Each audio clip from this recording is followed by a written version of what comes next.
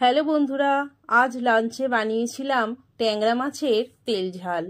ট্যাংরা মাছগুলো পরিষ্কার করে ধুয়ে নুন হলুদ আর একটু সর্ষের তেল দিয়ে মাখিয়ে রেখে দিয়েছিলাম 30 মিনিটের মতন।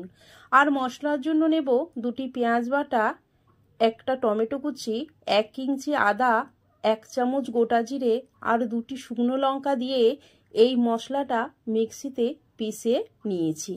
গ্যাসের মধ্যে কড়াই বসিয়ে সর্ষের তেল দিয়ে ট্যাংরা মাছগুলো ভালো করে ভেজে তুলে রাখবো। এবার তেলের মধ্যে পেঁয়াজ বাটাটা দিয়ে একটু ভেজে যে মশলাটা পিষে রেখেছিলাম সেই মশলাটা দিয়ে নেড়ে টমেটো কুচিটা দিয়ে দেব।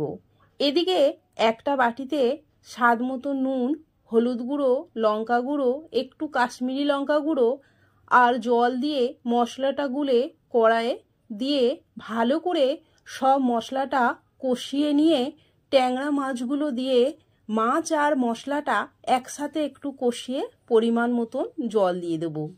এবার এটা 2 থেকে 3 মিনিটের পর ফুটে গেলে উপর থেকে ধনেপাতা কুচি দিয়ে আর একটু সর্ষের তেল দিয়ে নেড়ে নামিয়ে দেব।